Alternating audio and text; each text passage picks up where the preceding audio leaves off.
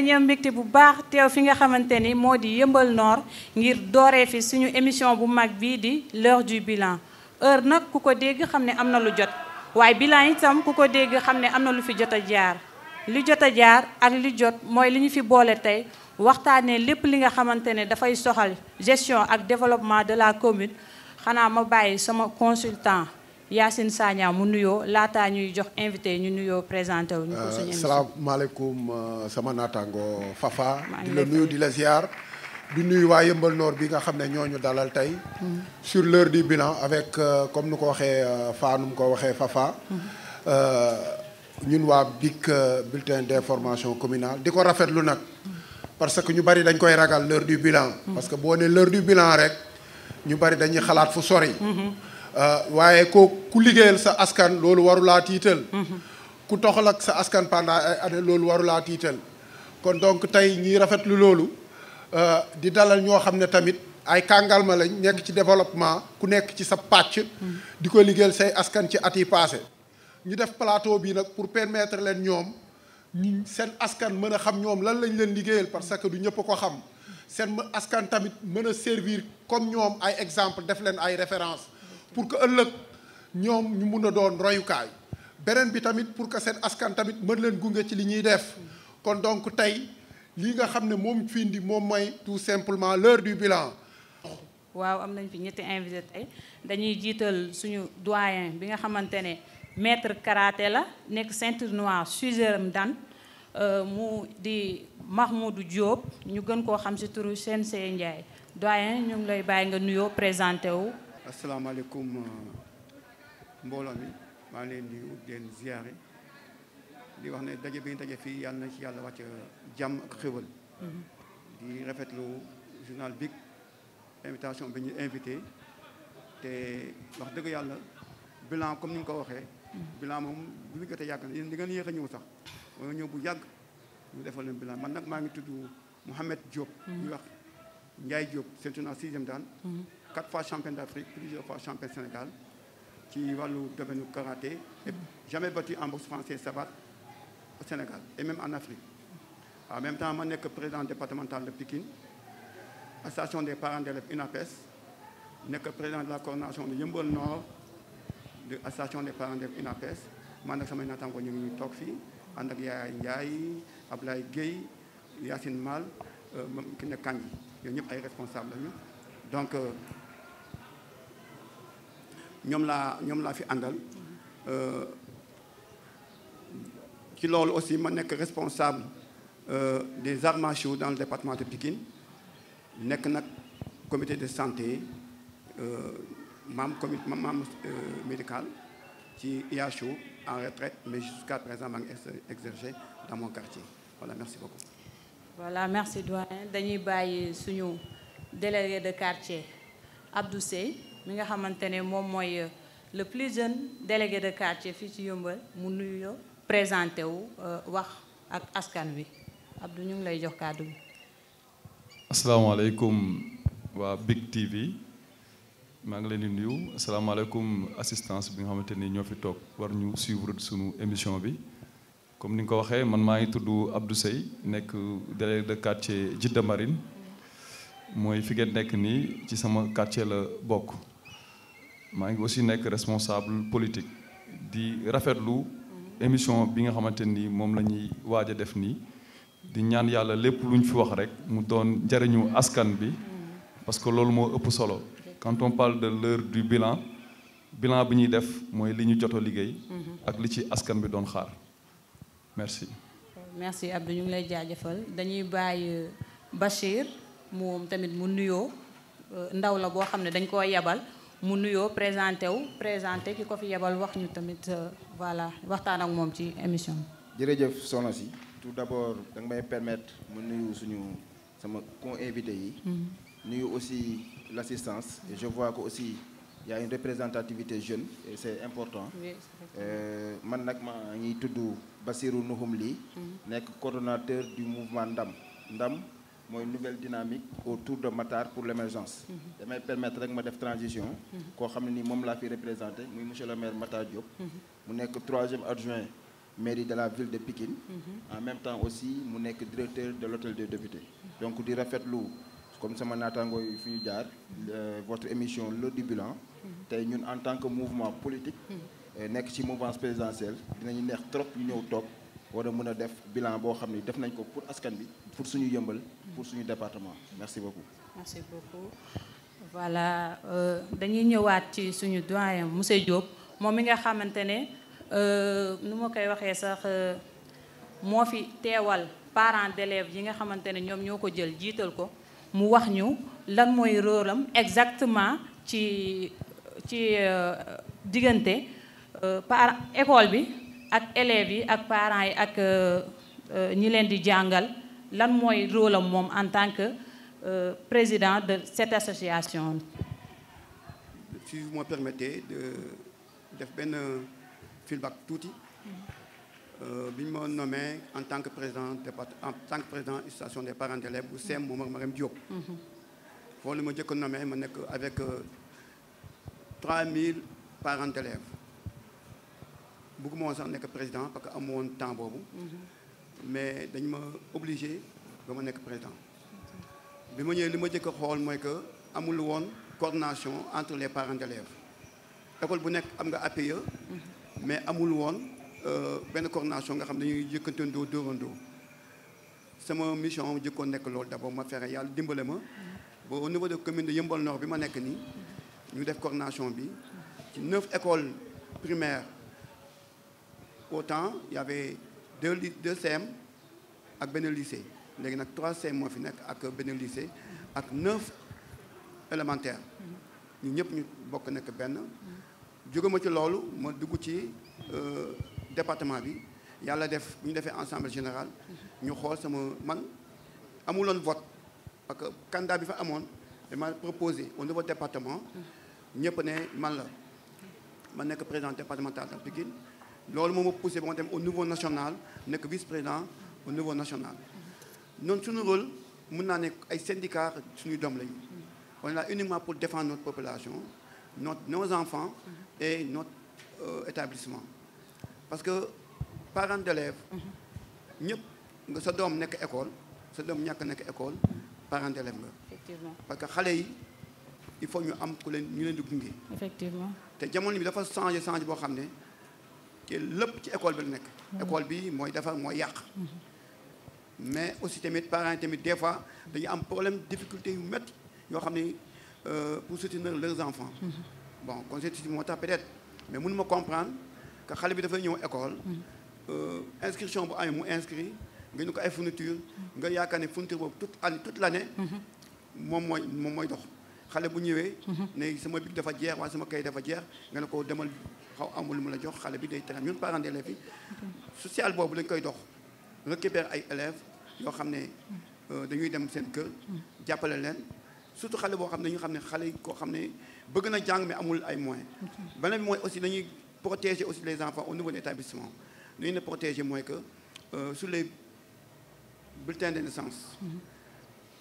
des fois ñu am ci ay problèmes.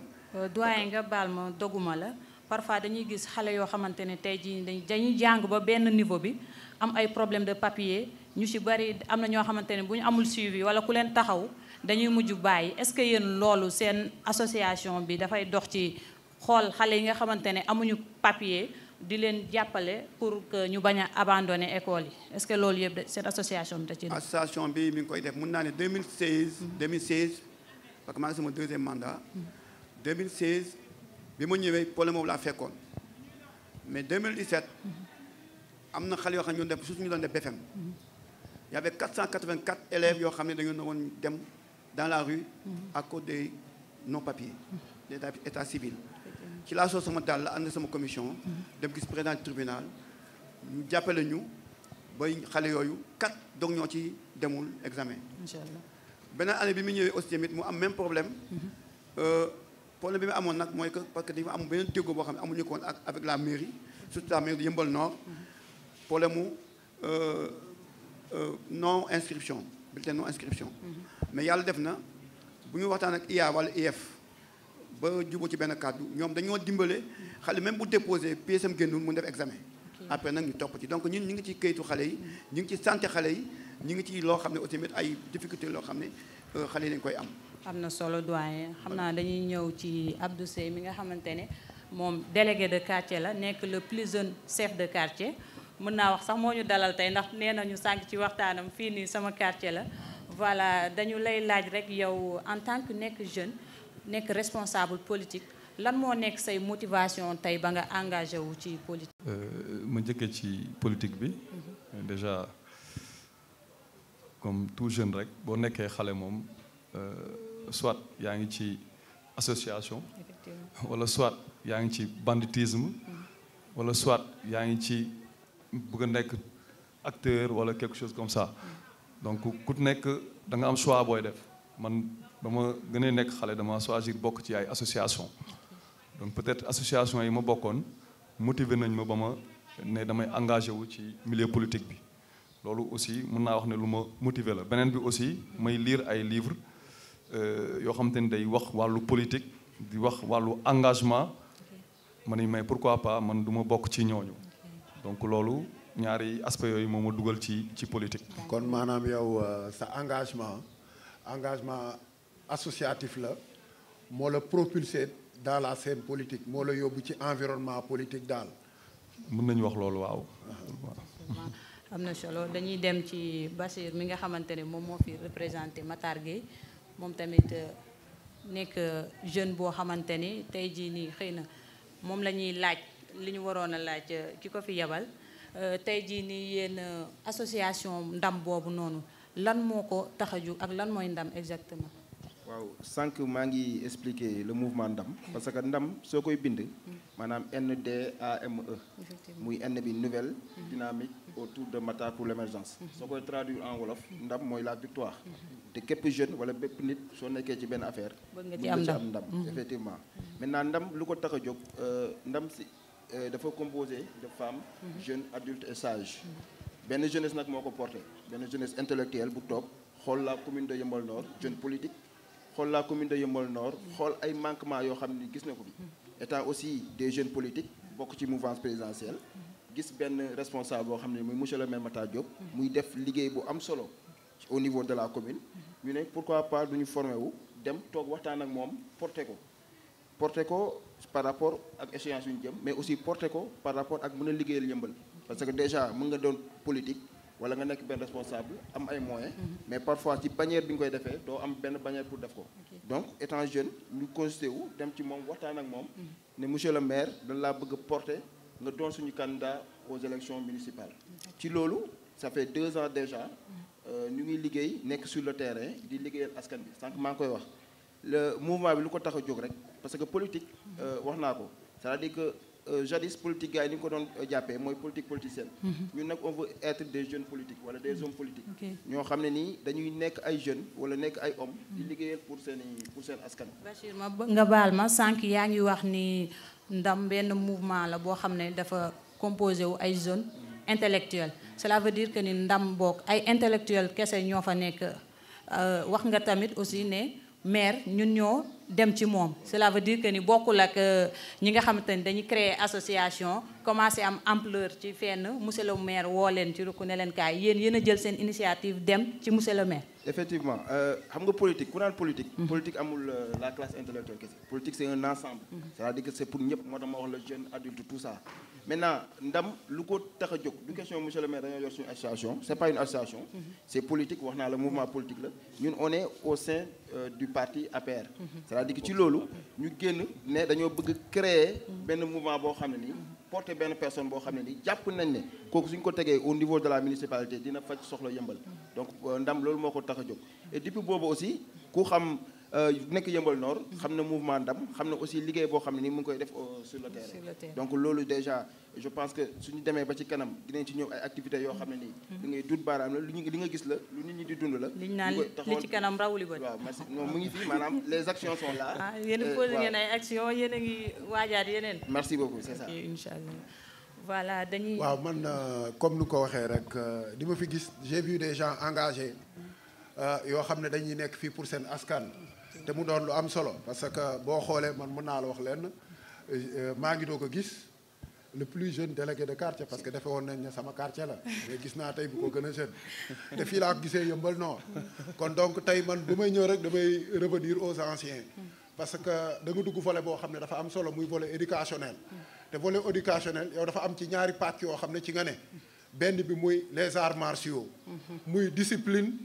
persévérance et travail dégg nga wax ji beneen bi mooy lenn l'éducation c'est-à-dire les mentalités et aussi une base de connaissances pour pouvoir être engagé dans un domaine précis donc tey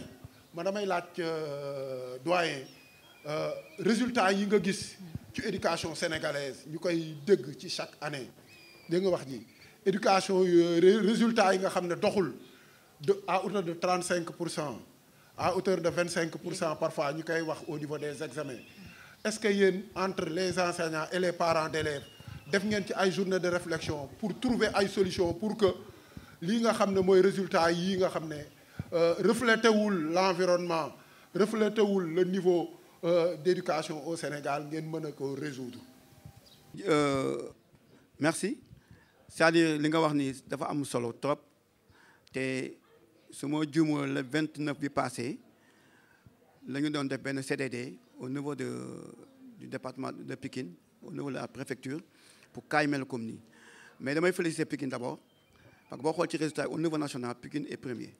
donc loolu c'est important loolu lu ko waral nag état civil ci la bokk li ko waral aussi c'est un parent parce que ñun dañoo nommé comme parent d'élèves ñu nekk ci établissement yi am coordination mais problème bi am problème mu social dafa ci am lu bëri loo xam ne dajee feeñ ci xale yi tamit jàngalekat tamit quelque part ils sont responsables nu ñuy respecter les cours privés moo ëpp lu ñuy respecter cours public bi loolu tamit ci la bokk xarkatu matte la ñu man mi maa ko wax te loolu am na te loolu tamit di nga gis xale boo xam ne dafay nekk ku xarañ mais dañ naan ko da ngay def cours de renforcement telle école le problème bi am nag mooy que bu ñu amoon déggoo entre ñi def cours privé ak ñiy def cours public normal ñu am benn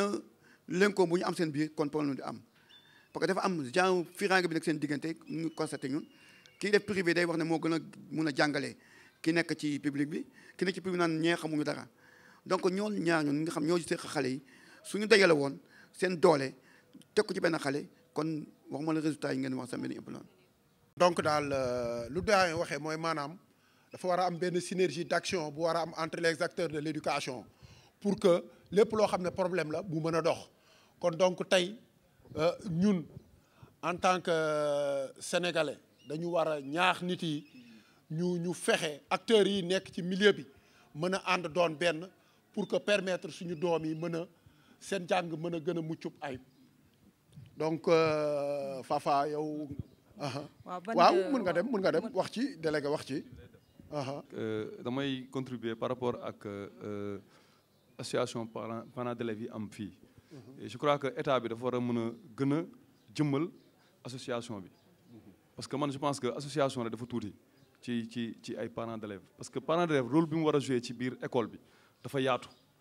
parce que rôle am day jógee ci kër ga dem ci école bi jógewaat ci école bi delluwaat ci kër ga. mais man leen laa la bëggoon laaj jëmmal boobu état bi du war a def moyen la wala logistique la wala matériel la. wala taxawaay ban taxawaay la ci état bi war a mën a am. pour man moyen mooy mujj mais lii xam nga association la wax. booy ndaw sax dañuy créer association mais ñu institutionnaliser ko ba nga xam te ni lii day doon lu xam te ni day am budget am lépp ñu mën a jàppale élèves yi. pourquoi parce que gis nga association parents d'élèves yi li ma ne woon ne dañuy jógee kër ga dem école jógewaat école dem kër ga. parents d'élèves ñooy nekk ci diggante bi enseignant yi bu paree ci jàngale bi pare na ci tey jii ñu ngi dégg ay cas ay élèves yu rey seen morom et tout ça mais bu fekkee ne y avait un suivi ci yenn situation élèves yi parents d'élèves yi dem ba seen kër topp ko c'est-à-dire y a des cas yu am ci école yi te du am suivi donc man dama bëggoon sama xalaat la quoi que état bi gën a dooleel association parents d'élèves yi. ñun dañu gis ci biir école yi mu am CGE yooyee. ak parents d'élèves yi muy ñaari kuréel yoo xam ne dañ nekk ci école bi bu ñu xoolee lan moo tax ñaari kuréel yooyu jël tànku askan wi di taxawu askan wi muy CGE ak association des parents d'élèves ñoom est-ce que waruñu am liggéey bu ñu def seen biir pour waxandoo jëfandoo dóorandoo. mën naa ci yokk tuuti man qui vous parle man je suis professeur la ci professeur de droit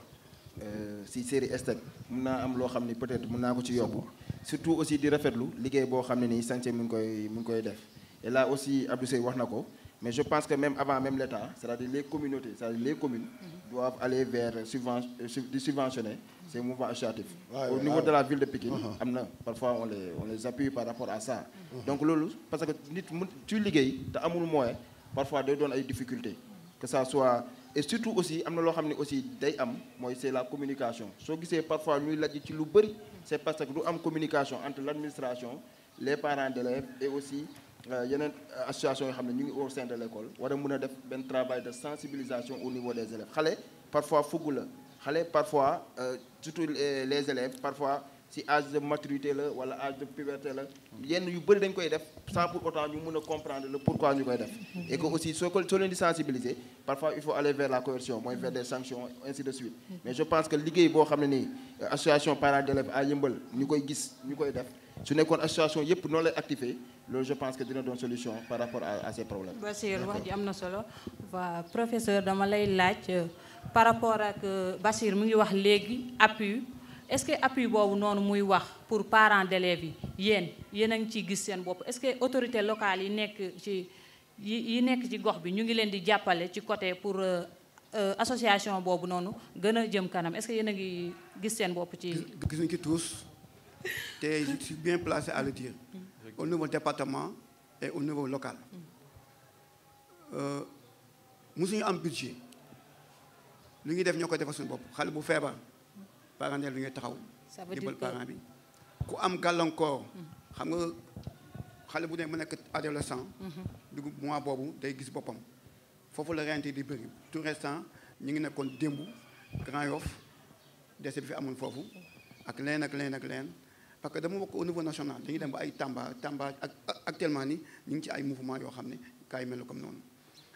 te ñun duñu tàllal loxo parce que seeni doom la ñuy jàngal ñi ngi war a joxe seen doom la ñuy jàngal damay wax ni bàjjenu gox yi toog nii Yacine Mal ak Kine Kandji ñi chaque fois ñu ngi sur le terrain xale bu feebar ñu yóbbu hôpital xale bu feebar ñu dem gis médecin chef bi mais amul benn maire en tout cas commune Yeumbeul Nord amul suñu am benn budget boo xam ne dafa ñëw que day jàmbale association des parents d'élèves comme sport aussi tamit man li ma xam ci sama bopp donc bu ñu ko defoon comme ni ko délégué waxee parce que ñun dañuy jël xale yi di leen topp ci école ba kër ga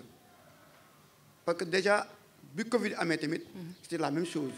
mais malheureusement li nga waxoon ci Covid bi yëpp defuñu ci dara parents yi dañoo mujj bàyyi seen i kër ñi bàyyi seen i njaboot nekk ci école yi suba ngoon kenn fayu leen 1 franc Mali loolu am na fi déjà ñun ce qu'on demande seulement mooy que am na budget boo xam ne di nga ko alloué pour les associations des parents d'élèves nañu ko jox bu ñu ko joxee tamit baax bu ñu ko joxoon ñu ngi def parce que dañu ciy jaamu yàlla. mais bu ñu leen ko joxul est-ce que étant donné que seen droit la est-ce que mënu leen ko revendiquer. waaw mais parce que nous sommes pas l'association est apolitique xam nga bu neen politique la ñun dóog ci table yu yuuxu fii génn fi ay bongo yi kenn xamul boobaa ñu jox ñu man nag je suis contre dans ce système là nit ki li nga war a def da nga koy def mais bul bàyyi ba ñu xas la mbaa ñu wax la xoolal les mamans là depuis ce matin on était en réunion bàyyi seen njaboot bàyyi seen sët yi tey ñu waat fii toog di wax amuñu benn budget muy Kimbo muy Daouda Ndiaye foofu laa mën a ak yeneen mairie bon am na yeneen maire nag maa leen di féliciter parce que ils font des ñu ngi joxe Yeumbeul Nord Yeumbeul Sud ak Pikine Nord pourquoi ma koy wax parce que département la waxuma pour le fenn ñooñu dañ subventionné seen i établissement APE bi mais ñun déjà on a un problème actuellement parce que déjà CDD bi dañu ne mairie dañuy jàppale les centres d'examen ñu mun leen toggal ñu au moins soulager xale yi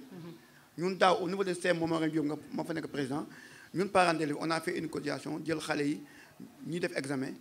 toggal leen 2 jours yoo xam ne añ ak ndekki yëpp ñu joxe leen ko. yéen a ko génne seen poche seen xaalis bopp kenn fekkuñu ci. bii l'IA ak préfet ils ont demandé que nañu dem ci mairie ñu dimbali ñu au moins ñu mun a jàpp seen i doom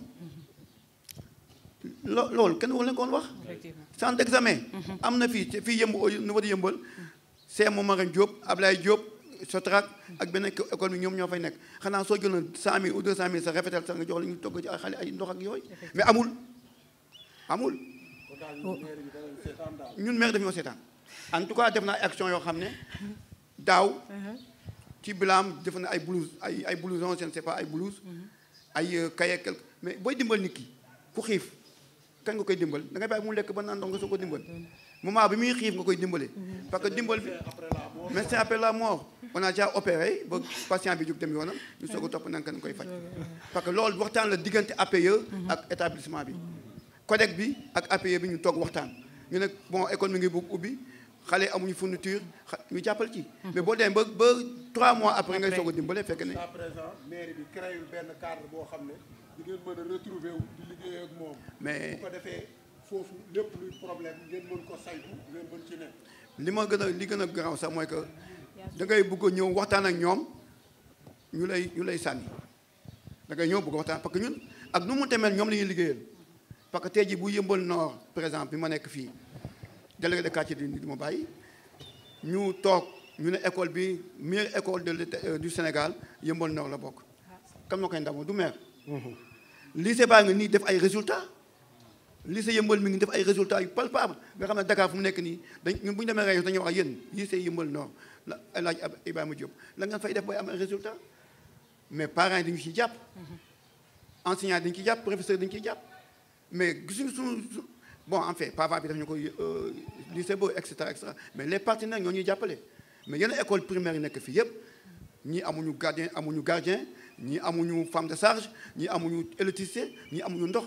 yooyu comment tu veux que les gosses être dans une bonne position c'est pas possible. et ñun dañuy tiit fu xale yi génnee amul sécurité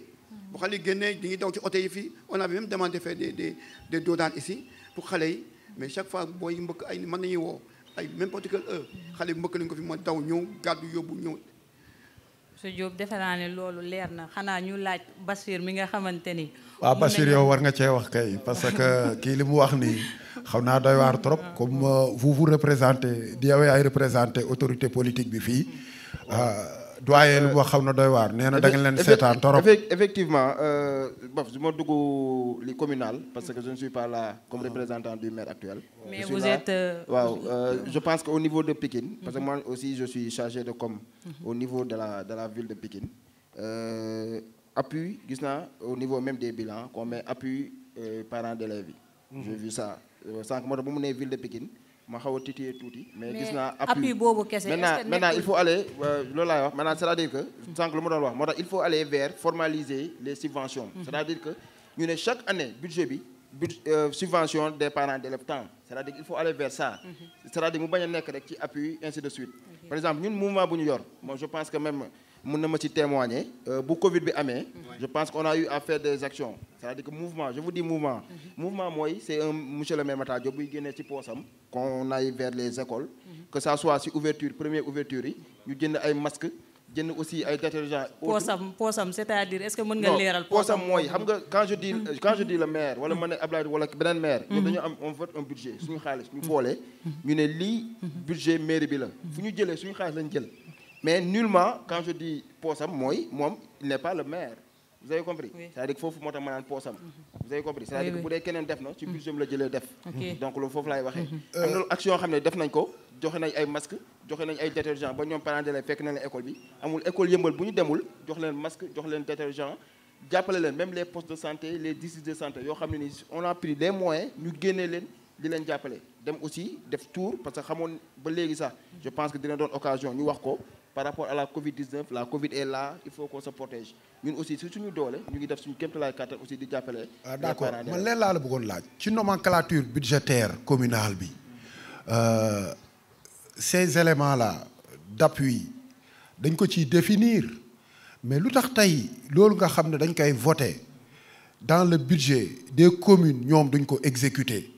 ñun loolu mooy suñu problème. loolu la ñuy laaj lu tax loolu mënul am. xam nga ñun ba tey ñiy wàcc population bi di souffrir nii. effectivement xam nga ñun maa ngi koy wax sànq c'est-à-dire que ñun notre aspiration mooy c'est d'aller à la conquête de la mairie on a un projet de budget sans que maa ngi koy wax. c'est-à-dire le mouvement qu'on a on a un projet de budget par rapport ak préoccupation yi c'est-à-dire que man j'ai l'habitude de le dire sooy dem bay def projet de budget il faut aller d'abord vers la population. toog waxtaan ak ñoom xam lan mooy seen préoccupation. ba suba sooy bind di nga bind loo xam ne suba soo leen ko proposé ñoom dañ ciy gis seen bopp. effectivement lu mu wax man wax naa ko et je confirme mooy au niveau nomenclature budgétaire waxuma la sax côté social parce que mën nañu ko génnee côté social ñu ne noo génnee ko social la. dañ génnee jàppale leen mais dafa war a am écrit noir sur blanc ñu xam ne une somme de. comme ni ñu koy defee ak série avec les étudiants. ñu def ko aussi avec les parents d'élèves je pense que loolu dina tax mu régler énormément de problèmes leneen loo xam ne aussi wax nga ko mooy autorité politique bu ma nekk. Au niveau de lycée de Yeumbeul mu wax ko mu doon lycée boo xam ne lycée de référence la ñun avant on parlait de Limamou Laye mais tey lycée Yeumbeul xoolul Limamou Laye mais je pense que aussi au niveau les politiques ñun le mouvement qu'on a dem nañ fa distribuer ay masques distribuer ay détergents ainsi de suite mais aussi le ministre Amadou Hott par l'intermédiaire même des APE construit na fa au moins 2 classes c'est-à-dire que symbiose autorités yi symbiose par exemple les personnes de bonne foi wala personnes yoo xam ne ni des personnes ressources suñu boolee suñu doolee ñoom ñu xam quelles sont les préoccupations des parents d'élèves la mooy préoccupation école bi je pense que ensemble on peut trouver des solutions mairie bi nag je pense c'est une obligation pour que ñu mën a jàppale parents d'élèves yi mais aussi pour ñu mën a jàppale école yi. waaw loolu leen monsieur Seye dañ lay laaj rek yow mi nga xamante ne non seulement délégué de quartier nga mais aussi nekk responsable politique tey jii lan mooy say réalisation yi nga xamante ne en tant que parce que kuy yóotu dara di nga def dara luy tax nit ñi gis ne kii kat war nañ koo jiital tey jii yan ñooy say aspiration yoo xamante ni yow yaa ngi koy yóotu ci politique bi. waaw merci beaucoup je pense que déjà man ñaari casquette peut-être laa fi toogee muy délégué bi waxaguñ ci sax je crois que AP bi la ñu wax ak waxu wàllu mairie beeg yooyu. donc man foofu li may wax rek mooy par rapport ak aspiration politique yi. et je pense que nit ku nekk am ngay ambition. et je crois que ñun fi ñu toll nii ñun ñu ngi ci côté opposition bi donc ambition bi njëkk bi ñu am mooy jëlee fi ñi fi nekk ñun toog fi bu géré. jëlee fi ñi fi nekk. waaw ñi fi nekk ñoom ndam ak ñoom ñëpp. donc c'est ñoom ñëpp ci benn sauce bi lañ nekk. même bu ñuy liggéey donc suñu objectif non ils ne travaillent pas dañuy lëre nit ñi rek. donc liggéeyuñu non non parce que bu ñu liggéeyoon tey ji dëkk bi du mel nii. donc man li may wax mooy déjà AP mi ngi jooy gauche à droite. keneen ak keneen mi ngi jooy gauche à droite donc ñun suñuy aspiration mooy jëlee fi ñi mais man sama politique dafa am philosophie bu ma ci teg mooy man kese du ma dem je suis pas bëgguñu Messi. parce que Messi mënul régler problème mu Barça mais l'équipe la ñu bëgg pour mën a changer li fi nekk parce que li fi nekk benn nit dañ fi tegoon gis nañ ni mu demee donc il faudra que ñu penser à une équipe te man loolu mooy sama politique bi may def du Abdou Seye kese la personne ne m'intéresse pas mais c'est l'équipe bi nga xam te ne ñoom ñooy ñëw toog kii di def ñu boole loolu mën a changer commune. d'accord loolu man mooy sama aspiration mais tey jii bëgguma taxaw ne man maire laa bëgg a nekk c'est insensé parce que c'est pas la personne. mais Abdou man dama la bëggoon laaj sa relation ak autorité bi nu mu demee avec le maire et cetera parce que bu ñu waxee dans le cadre de la décentralisation le délégué de quartier c'est une autorité locale dans le plus bas de l'échelle kon donc yow war nga nekk en étroite relation avec l'autorité principale qui est le maire parce que tey boo demee taxaw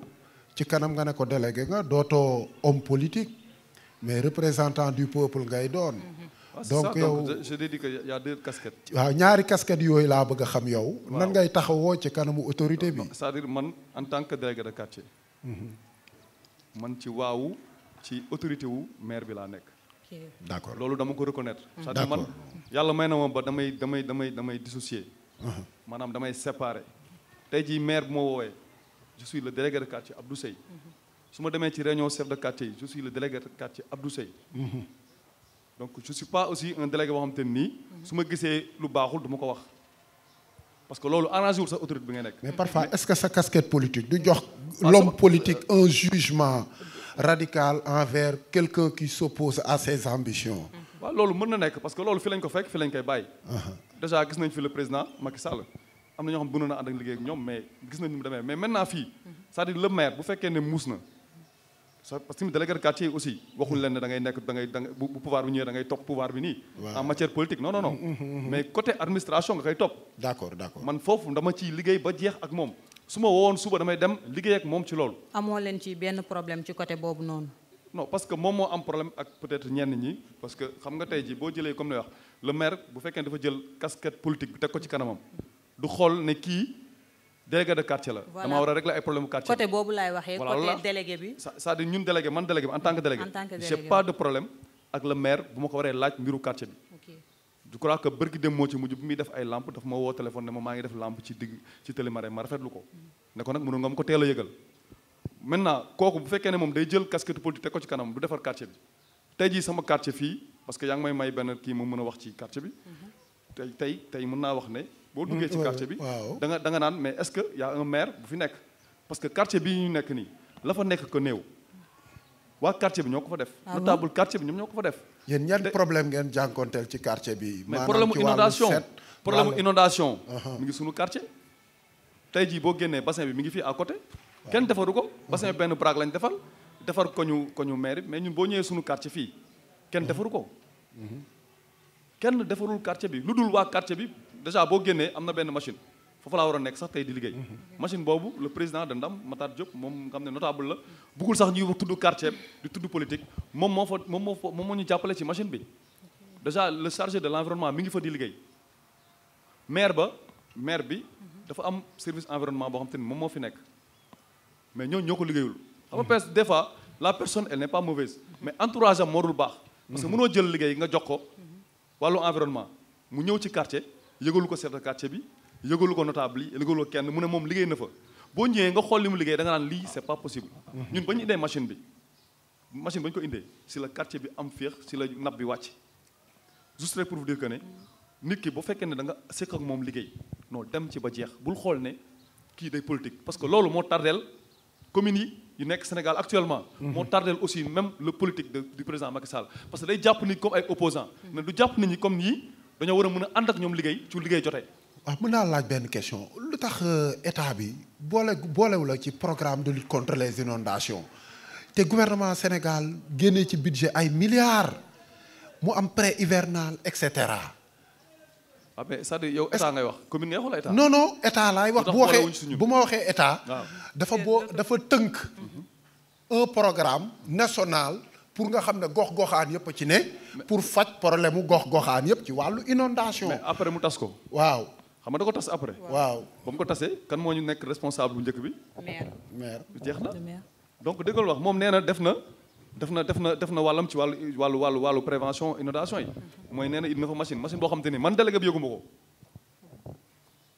notable yëguñu ko damaa ñëw romb rek julli àjjuma laa moo ma tax a gis ma ne waaw mais attends fii de fattoon na la moo ko xaw a dindi nii ñu ne ma maire bi ma ne attends ça fait 2 ans je n'ai pas appelé le maire pour ça mais yàlla di ñu dimbali parce que peut-être notable yi nekk ci quartier bi dinañ ci jàpp mu dem. est-ce que kon yow nekkul sa ambition politique mooy porter quartier bi. préjudice par exemple le fait que yow nga nekk voilà dans de l'opposition que tey jii même lu ñu war a def Djiddah Marine xëy na dañuy xool ne peut-être que délégué de quartier bi àndul ak ñun genre affaire yooyu. waaw mais samay ambition politique moom du ma ko du waru mën a yàq dara parce que ki fi nekk dafa amoon ay ambition politique balaa mu fee nekk. dafa nekkoon ci quartier papaam délégué de quartier la woon. donc ambition politique warul yàq liggéey bi nga xam te ne moom war a def ci quartier bi loolu moom suñu quartier jooy nañu ko ba sonn quartier bi du man kese de y a le maire Matar Diop qui habite à côté de moi ñoo bokk quartier donc maire boobu day conseiller fii ba pare conseiller ville donc ñoom ñoo bokk parti aussi donc tey bu fekkee dafa jël considération politique yooyu non moom mi ngi ci yeneen aspect mais ñun ñi ngi ci dynamique gu mu ñëw jàpp suñu quartier liggéey ko mais bu wàllu politique jotee nag muy campagne muy politique boobu ñun ñu am terrain politique bi ak moom daje fa mais wàllu quartier politique bokku ci bañ nañ ko ba man muy sama publication lu mu mënti doon ci wàllu politique quartier du ci rax parce que quartier ba la fa nekk politique waru faa nekk man Abdou Seye du ma ko doxal te du ma wax benn quartier doxal ko voilà mu ngi wax léegi nii que ne Makhtar Diop mu ngi ñaawlu li nga xamante ne moo am ci commune bi voilà Makhtar Diop moomu tey est-ce que am na ay aspiration par rapport ak commune boobu noonu commune Yeumbeul Nord. bien sûr sànq soo déggee samay wax. maa la koy wax naan jour yu ñu jëm mooy maanaam élection municipale yi. ndam soo gisee mu tax lu ko tax gën a jóg sax. c'est-à-dire que c'est par rapport ak élection municipale yi c'est-à-dire que c'est être le maire de la commune de Yeumbeul Nord. ah bon waaw effectivement te yéen comment expliquez-vous que yéen ak maire bi fi nekk ngeen bokk même mouvement politique nekk APR alors que yéen ngeen bëgg wuutu ko fii nii cela veut dire que ni yéen a ngi ànd ak moom mais tey est-ce que kooku ésekam yéen seen cela vous honore. non non xamul tey ku nekk sànq mu ngi koy wax c'est-à-dire que un bilan balaa nga cee bokk peut-être su amee implication mais il faut comprendre aussi en politique ak ambition ñoo ànd. politique soo demee ba amoo ambition su yaboo nga bàyyi tey que ku ñu nekk dans le soo xoolee su ma jëlee notre parti dans le cadre général foo munti dem commune boo munti dem on est tous dans le même parti mais ku nekk am nga ambition am nga yéene defar sa dëkk te soo demee ba jàpp ne yow sa dëkk peut-être ku ñu fa teg gisoo ay solution par rapport au problème des yëmbaluwaa mais am nga sañ-sañ say capacité nga mun a laaj la commune peut-être daa am leneen lu ma bëggoon wax rek mooy xam nga ñun j'ai l'habitude de le dire on est des maquis ñun le président Macky Sall mooy suñu source d'inspiration te dañ koy wax et dañuy fier dañuy fier di ko wax parce que xam nañ vision boo xam ne am na ko pour le Sénégal dans son ensemble et que Abdou Seye sànq mu ngi koy wax man en 2005 dama fay fekk en 2005 bokk naa ñu seen kër am ndox tey su ma demee ba mën a récupérer sama kër c'est parce que le président il a beaucoup fait par rapport aux inondations ku nekkoon Yeumbeul tey démb nekk fa tey xam nga ne réellement am na loo xam ne def na ko je pense que loolu aussi day baax ñu rafetlu ko par rapport ak loo xam ne def na ko sànq mu ngi naan les lampadaires mais les lampadaires c'est un programme national boo xam ne nii le président de la République Macky Sall tey soo génnee Yeumbeul par rapport ak Tali Maré bu mu doon wax sànq mais ça c'est le président de la République Macky Sall. gis nañ ne banlieue ak violence moom la ñuy dégg boo demee nga jóge Dakar jëppal booy dugg ci banlieue dafa am stigmatisation mooy maanaam njort bu ñaaw bu am ci waa banlieue mooy violence ak yooyu tey nga doon sensei nekk ci gox bi di jàngal arts martiaux muy laaj discipline di laaj tout simplement effort ak yooyu yëpp tey est-ce que yow encadrement boobu ngay def gis nga indi na changement ci taux de violence bii nga xam ne moom lañ ñu dàkkantale. oui d'abord damay wax ni d'abord man Ndiaye Diop fooguma ci politicienne man politique développement laa xam yàlla nattu ma nag ma nekk ci éducation santé sport bu ci nekk ma nekk ci responsable comme li nga wax nii les arts martiaux c'est le mental c'est le zen nit ki dem nit xott buy dem nii kese amul chance nga nit malheureusement ñu bëri ñuy def ne art martial ñu koy def xeex moo tax ñu koy def wala mais fii au niveau de Yeumbeul Nord j'ai beaucoup changé ici pour cette mentalité. D'accord. fi ma nekk nii sama saal mi ngi nii actuellement le club est champion d'Afrique 2 ans moo nekk champion d'Afrique. félicitations ñu ngi ci regroupement pour dem Guinée. D'accord. donc ñun dañuy récupérer ay ñoo xam ne mal comportement la ñu am wala des enfants de la rue on les récupère pour former leen pour bañ a def ay agressions tout ça donc loolu yëpp en art martial on le fait. boobu nga ma laaj. mais yàlla dafa def nag ñun on était combattant.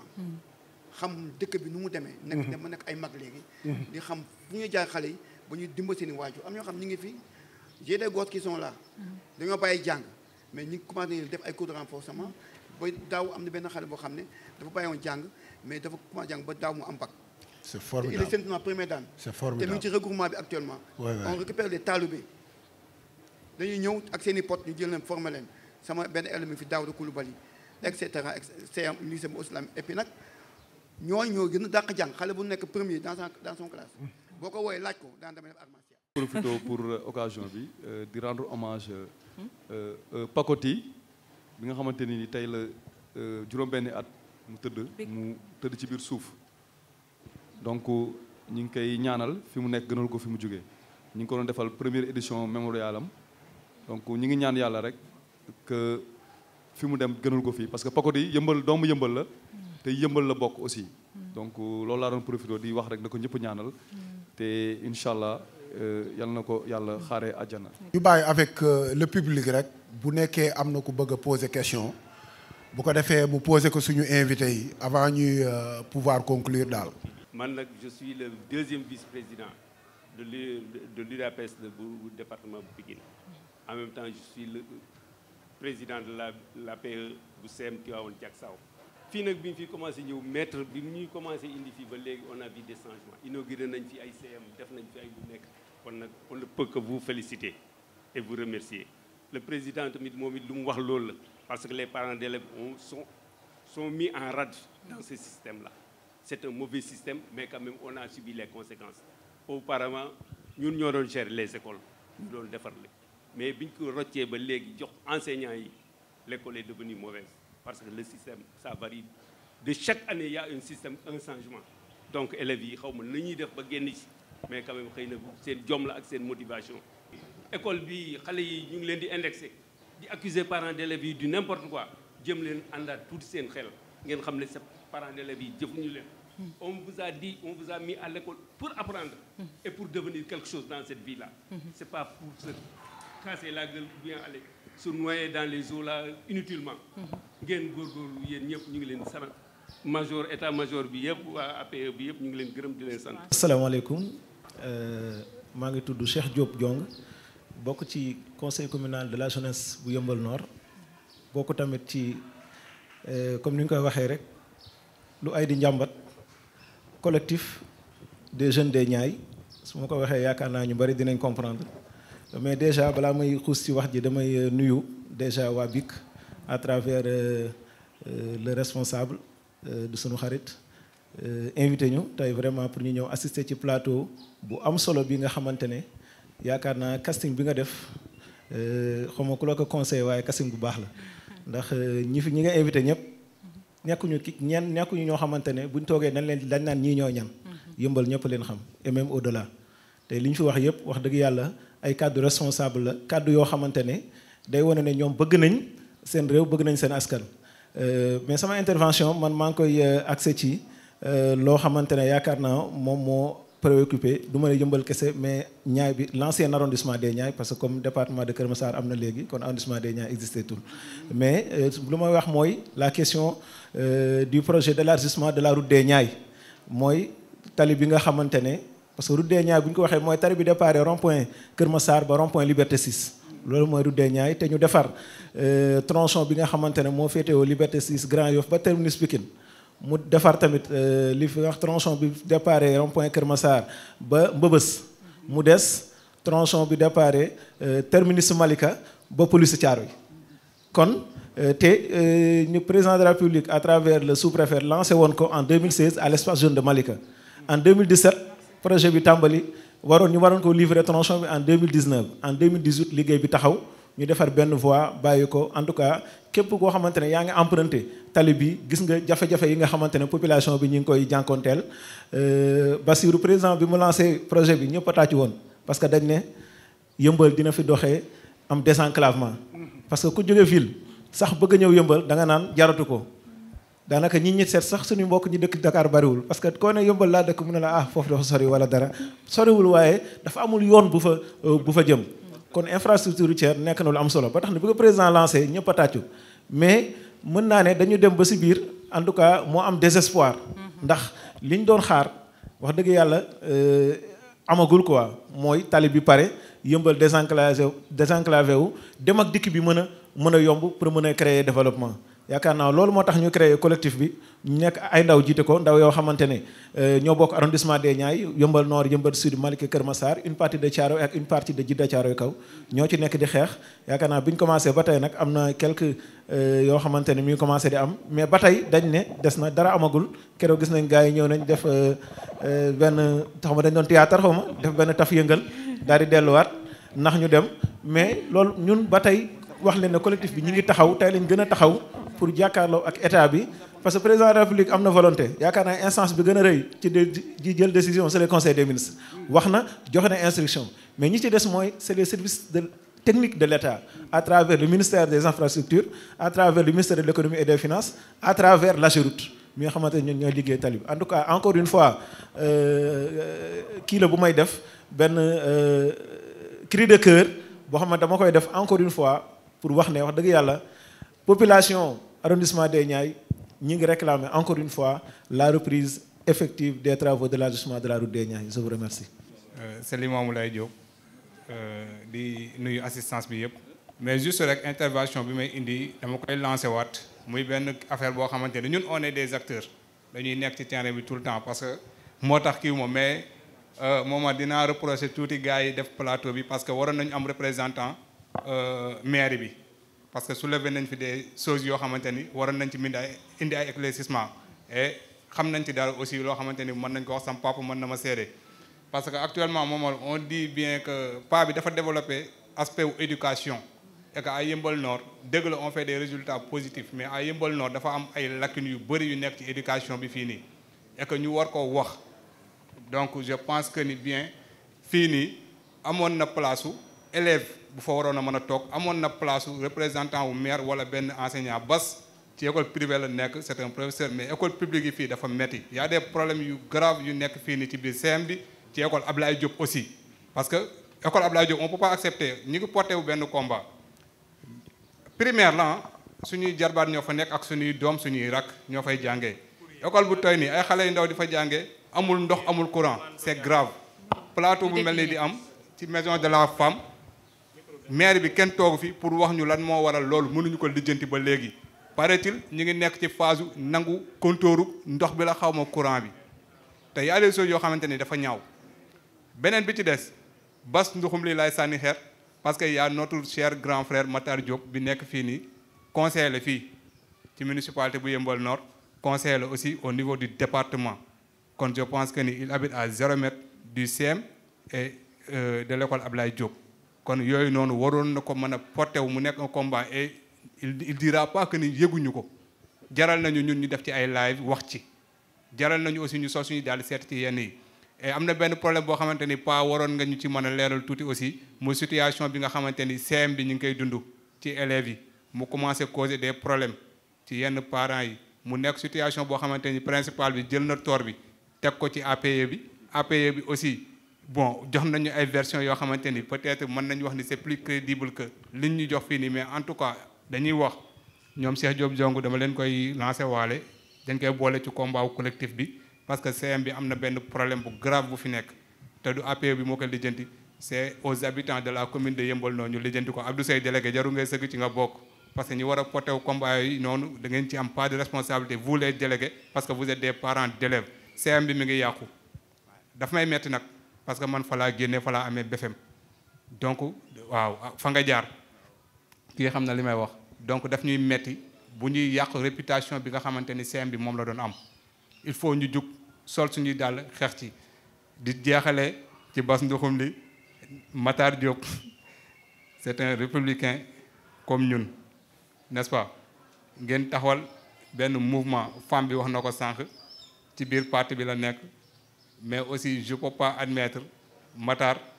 ñëwul toog fii nii parce que am na benn yóbbante bu ñu ko waroon a jox yow lañ koy jox nga yóbbanteel ñu ko mu jottali ko en tant que 3e adjoint maire du département de la ville de Pikine conseiller municipal fii nii à Yeumbeul Nord mu ñëw bokk ci combat wu CM bi bokk ci combat wu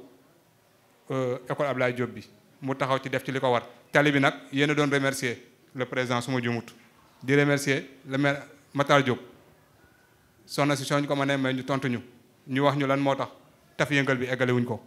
parce que taf yëngal la projet bi fi mu jëm xam nañ ko lu tax ñu defar tali bi raay boobu na ñun xam nañ ko parce que kenn du ko jiitu ci mbar mais ñoom ñu doon féliciter le président di féliciter le ministre Amadou ay médiation ak ñeneen s'il vous plaît rek joxal leen ñu ko pour 2 minutes mu wax ñu lan moo waral taf yëngal bi mu arrêté waat. merci merci suñu intervenant yi tout d'abord dañuy remercier suñu papa bu njëkk intervenir boo xam ne ni dafa jóge commune ñëw commune donc dañ lay remercier kàddu yi rafet na et je pense bien que sooy liggéey ak suñu papa vous aurez des résultats probants. Maintenant je remercie aussi Cheikh je pense que c'est un jeune très engagé par rapport ak collectif des Niayes bien que collectif des Niayes ça regroupe tout le monde que vous soyez politique ou société civile moi-même je me sens dedans parce que je pense que marché bu muy am étant même avec le président de la République on était là donc c'est au-delà même de la politique et que loolu aussi peut-être dañ ko war a préciser mooy jeunesse et politique ça va aller ensemble politique du question war ñoo xool benn chaîne finance booy bi day def politique rek dañ ko war a daw ñu bu ñu dem di engagé wu politique c'est parce que inondation moo tax ñu engagé wu ci politique donc politique et jeune ça va ensemble par rapport aux interpellations man je pense que ça am na loo xam ne nii peut-être yéen a ma ci gën a yéen ma ko gën a xam je ne sais pas bëggoo leen ko étaler ci place publique bi parce que am na ay réunions yu bëri yoo xam ne nii def ngeen ko ak le ministre monsieur Amadou Hott mais aussi def ngeen ko avec le sous-préfet ak AGEROUTE par rapport ak problème route des Niayes. Je pense que bi ngeen waxee ak ministre sax ministre am na loo xam ne wax na leen ko mooy moom ci boppam il va essayer de faire quelque chose de façon temporaire en attendant la reprise effective parce que affaire yi je pense que yéen xam ngeen ko mooy c'est beaucoup plus global, c'est au-delà même de la route. Même les impactés, je pense que aussi am na ci benn rôle bu am solo. te lépp loo gis ci projet il faut ñu waxtaanee ko maanaam il faut ñu toog diisoo ko essayer de trouver des solutions idoines. Je pense que même bu dee taf yëngal la moo tane lu fi nekkoon. loolu vous direz oui avec moi, n'est-ce pas? Bachir, intervention bi am na solo mais puisque l'émission tire à sa fin dañ leen di may rek ku nekk mu joxe impression ci l'heure du bilan. Ok donc waaw loolu je pense que lu ma bëggoon apporter la rek madame par rapport ak la route des Niayes mais je sais pertinemment que lu toll ne conseil des ministres président jël initiative inséré ko ci sànq Cheikh mu ngi koy wax je pense que ça lui tient à cœur par rapport ak projet Deux Voies parce que su baaxee rek ñun la baaxal ñun le mouvement on a été les premiers à décrier cette situation. Donc loolu dañ lay koy sant di leen gërëm di sant di gërëm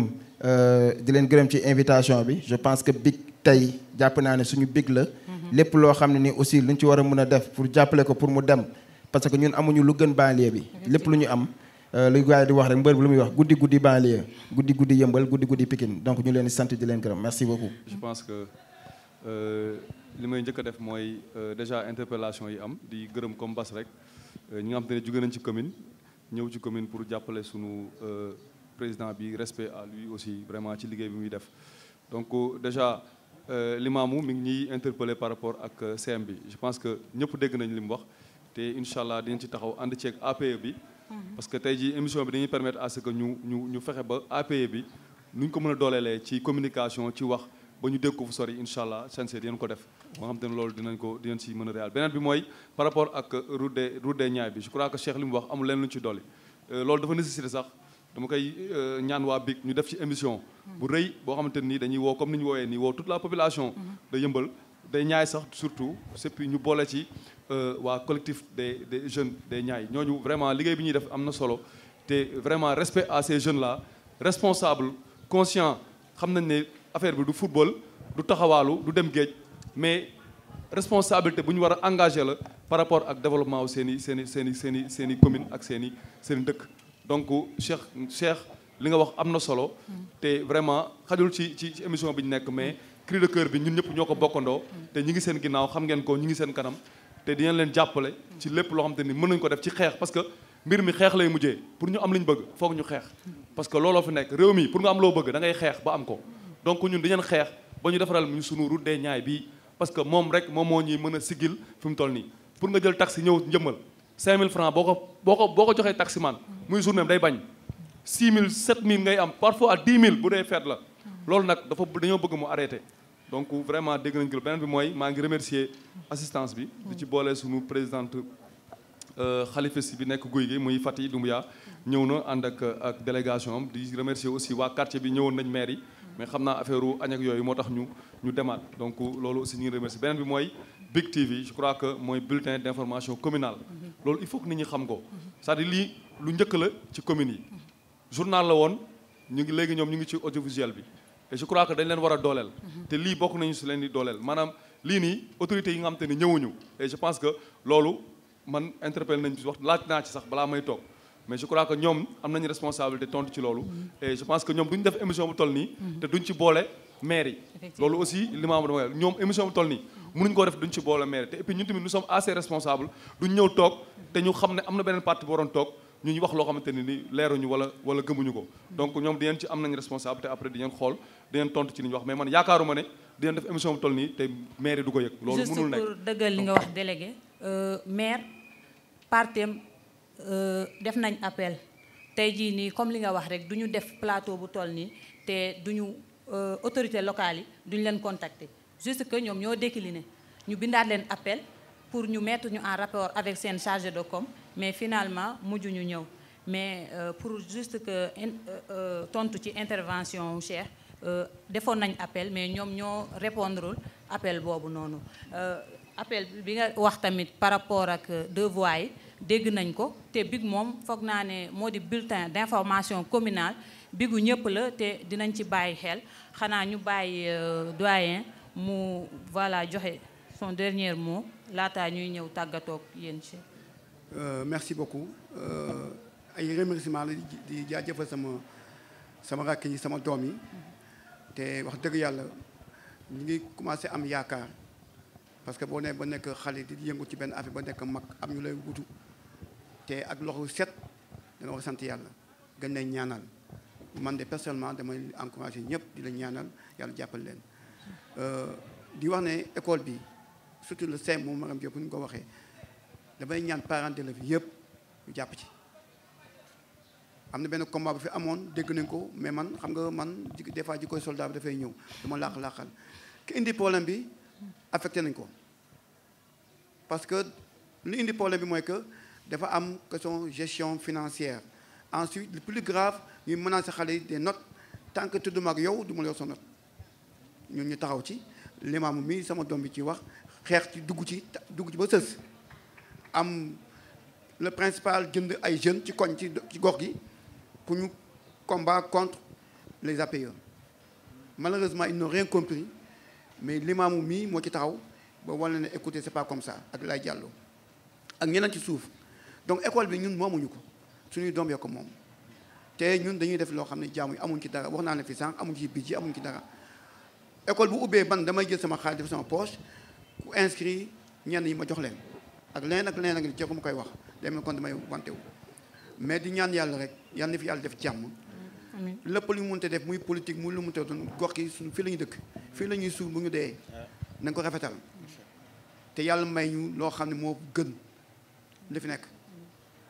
te dafa am loo xam ne ñun en art martial dañ koy wax mooy ki ngay àndal